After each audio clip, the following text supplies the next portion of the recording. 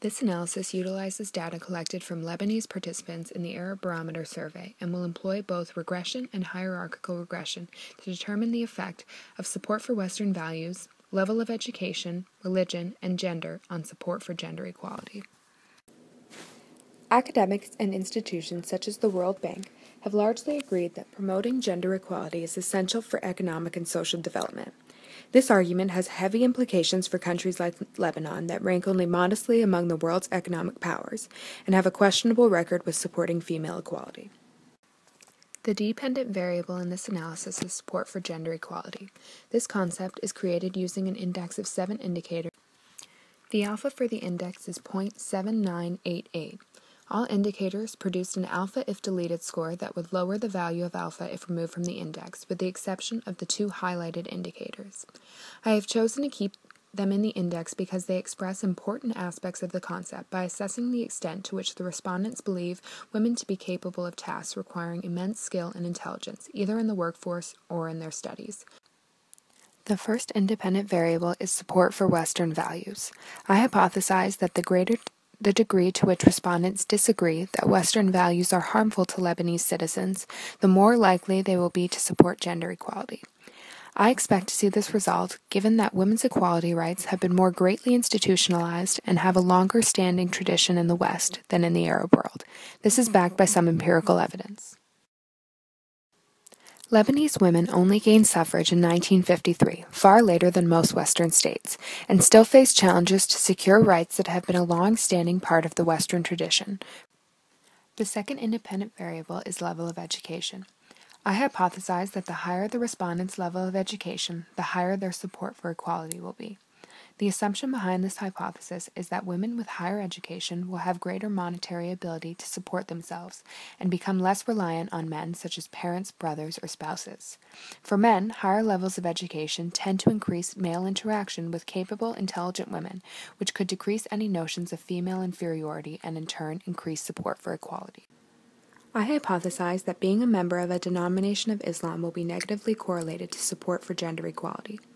Academics have taken positions against the allowance of polygamy in Islam and against traditional dress such as the hijab and burqa, which many argue are clear indications of the unequal status of men above women.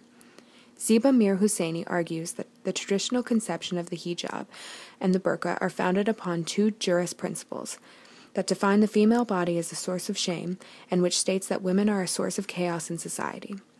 J. Saeed argues that women in Muslim societies do not have the free choice to dress as they please and instead face societal pressures to cover themselves.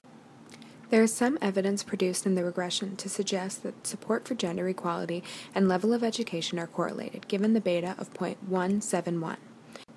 Identification as either a Sunni or Shiite Muslim produced stronger beta scores than education, negative 0.379 and negative 0.348 respectively. The negative value suggests that Sunni and Shiite Muslims produce less support for equality than the reference category, Christianity. These findings support my hypothesis. Both identification as Druze and support for Western values produced unusable results, given that they were both statistically insignificant. Regardless, they produced little to no indication of correlation, both with beta scores under 0.0. The adjusted R-square indicates that these variables account for about 23% of the variation in the dependent variable.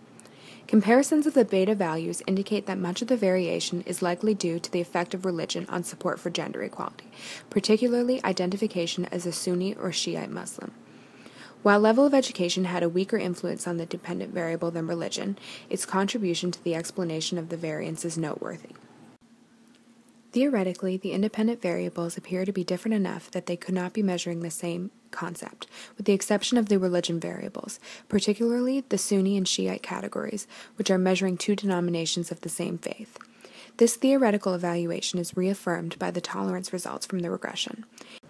With this, I hypothesize that when gender is controlled for, the strength of the relationship between support for gender equality, shown in the initial regression, will be less among men and greater among women. Since identification as a denomination of Muslim was negatively correlated with support for gender equality compared to Catholics, I hypothesize that this result will be stronger among men and weaker among women. In this way, I seek to specify the conditions under which the initial relationships took place. While the negative relationship did become stronger for Sunnis when the female gender was controlled for, the increase in beta accounted for less than a third, from negative 0.379 before applying control to negative 0.4297. Similar results are produced when looking only to the female respondents. The relationship did increase, but not enough to indicate specification.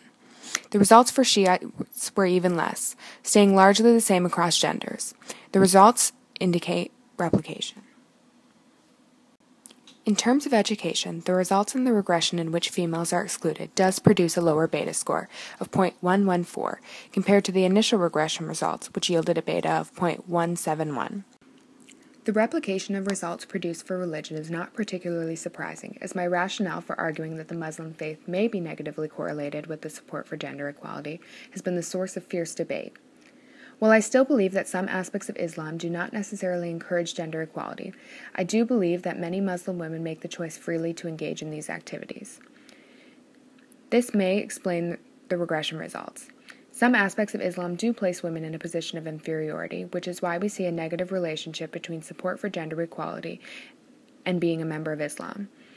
Perhaps the reason we do not see a large increase in the strength of that relationship when controlling for gender is because Muslim women freely accept the role they have in their faith, even if it is a disadvantaged one. In this case, it would be unlikely to observe a difference in support for gender equality between devout Muslim men and women. Regardless, affiliation with a Muslim sect did have the highest predictive ability in the dependent variable, and should therefore be the focus for state policies that seek to increase Lebanon's human development ranking. I argued that higher levels of education would cause an increase in support for equality among both males and females, suggesting that increased interaction with capable women would decrease feelings of female inferiority among men. While I observed a slight relationship among males, the relationship was largely concentrated in the female category. We may observe this result among men if they are not being coeducated with women, and thus do not have this increased interaction. This may be something to look for in future analysis.